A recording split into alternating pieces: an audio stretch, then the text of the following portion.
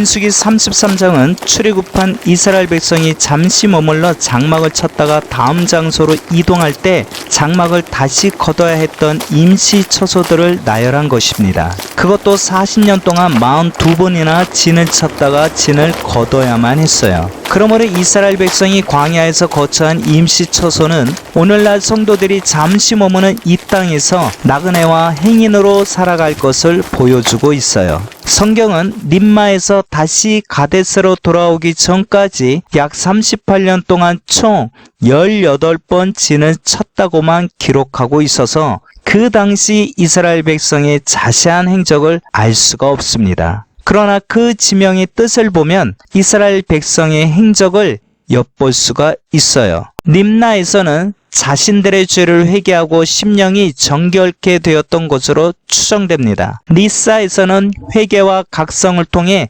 깨어지고 낮아짐으로 이스라엘 백성의 마음이 고운 가루처럼 된 것으로 보입니다. 그엘라다에서는 불신과 원망으로 흩어졌던 백성의 마음이 모아져서 하나님의 주권적인 역사로 함께 예배드린 것으로 추정됩니다. 세벨산에서는 메마른 광야 가운데서 이스라엘 백성을 아름다운 세벨산으로 하나님이 인도하셨어요. 하라다에서는 예기치 못한 상황이 겹쳐 온갖 종류의 두려움에 사로잡힐 때가 많았을 것입니다. 막헬롯에서는 온 백성이 모여 기념할 만한 예배를 드린 곳으로 추정됩니다. 다핫에서는 사막 가운데 아주 낮은 곳으로 하나님이 인도하신 것으로 추정됩니다. 데라에서는 샘이 많은 림마와 가까웠기 때문에 물이 풍부하여 오랫동안 머물렀을 것입니다. 미가에서는 단샘을 만난 듯 합니다. 하스모나에서는 광야에서 찾아보기 드문 옥토의 땅이었던 것으로 추정되며 하나님의 절대 보호와 인도를 확실히 체험했을 것입니다. 분의 야아간에서 야아간의 어원을 추적하면 꼬불꼬불한 구부러진이란 뜻으로 이스라엘 백성의 광야 노정을 살펴볼 때 26번째 진친 모세롯에서 33번째 진친 호르산까지 7군데나 꼬불꼬불 돌아다닌 것을 알 수가 있어요. 곱게 갈 수 있는 길을 멀리 돌아가게 된 원인은 불순종과 불신의 죄 때문이죠. 그것은 마치 꼬불꼬불한 뱀, 교활한 사탄의 모습처럼 하나님의 말씀을 왜곡시키게 만듭니다. 이처럼 림마에서 다시 가데스로 돌아오기까지의 모든 지명들은 신기하게도 그 지명의 뜻처럼 하나님의 백성이 거룩한 백성으로 성화되는 과정을 보여주고 있어요. 가데스는 거룩히 구별된 곳이란 뜻으로 그 어원은 거룩하다, 분리되다 라는 뜻의 가다쉬입니다. 우리가 믿는 하나님은 여러 가지로 말할 수 있겠지만 우리를 세밀하게 인도하시는 하나님은 사랑이시지요. 그래서 하나님의 뜻은 사선이 아니며 항상 최선이십니다. 하나님은 사랑이시기 때문에 최선의 길로 우리를 인도하십니다. 두 번째로 하나님은 전지하십니다. 우리에 대해서 모르는 것이 없으시기 때문에 나를 나보다 더 잘 아시는 주님이십니다. 그래서 하나님의 인도하심은 항상 옳다라고 말할 수 있어요. 때로는 우리가 생각할 때 그 길이 옳은 것 같지 않지만 하나님은 모르는 것이 없기 때문에 옳다는 것입니다. 세 번째로 하나님은 전능하십니다. 그래서 그분의 인도하심은 항상 선하십니다. 하나님은 나로 하여금 하나님의 뜻을 행하게 하실 수 있습니다. 그러므로 하나님의 인도하심은 항상 최선이며 항상 옳으며 항상 선하십니다.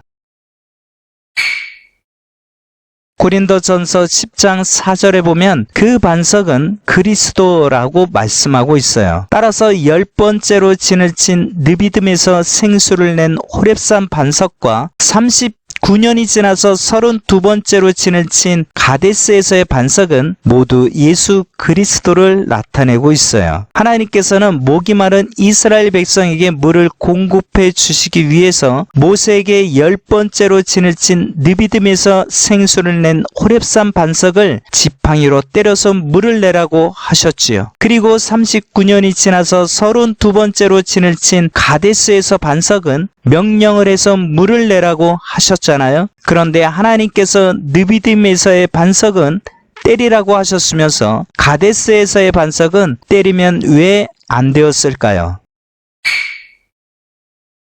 이 사건으로 모세는 가나안 땅에 들어가지 못하게 되었는데 그 이유는 모세가 혈기를 부리면서 지팡이로 반석을 2번이나 쳤기 때문인 것으로 알고 있어요. 그러나 모세가 혈기라는 단 하나의 이유 때문에 가나안에 들어가지 못하게 되었다고 보기에는 너무하다는 생각이 드네요. 그런데 그 이유를 민수기 20장 12절과 민수기 27장 14절, 신명기 32장 51절에서는 하나님의 거룩함을 나타내지 아니했다고 말씀하고 있어요. 그렇다면 도대체 가데스 반석에서 하나님의 거룩함을 나타내지 아니했다는 말씀이 무슨 뜻일까요?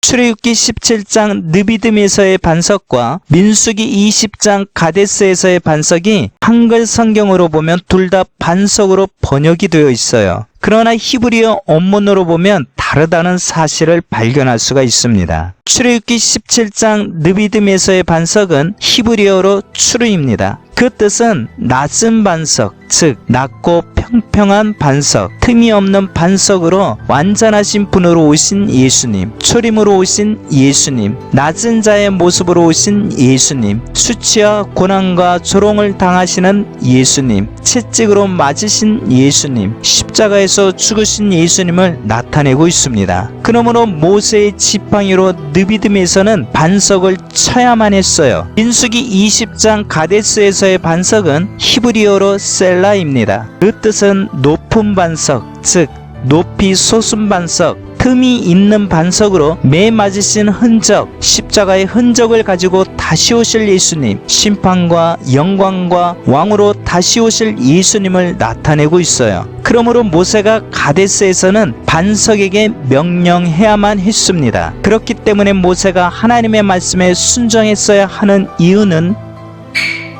재림으로 다시 오실 예수님께서 더 이상 수치와 고난과 조롱을 당하시고 매를 맞으러 오시는 분이 아니기 때문이죠. 이미 초림주로 매를 맞으셨기 때문에 재림주로 오실 때는 매 맞은 흔적을 가지고 다시 오십니다. 그래서 모세가 가데스에서는 반석을 지팡이로 쳐서는 안 되었던 것이죠. 결국 모세는 하나님의 명령에 불순종함으로 가나안에 들어가지 못하는 대가를 치르게 됩니다. 불순종의 대가가 이렇게 큽니다. 그럼 모세가 지옥에 갔겠구나, 이런 근거 없는 엉뚱한 상상을 하시는 분들이 계십니까? 누가복음 9장 30절에 보면 예수님께서 변화산에 계실 때 모세도 함께 있었거든요. 아, 그럼 불순종해도 되겠네, 불순종해도 되겠구나, 이런 분들이 계시다면 아마도 가중처벌로 더 무거운 징계를 받지 않을까 싶습니다. 살아가면서 불순종의 대가는 반드시 치르게 되어 있어요. 그러므로 하나님의 의도와 하나님의 깊은 뜻을 알아 변함없는 순종으로 주님과 동행하시기를 예수님의 이름으로 축원합니다.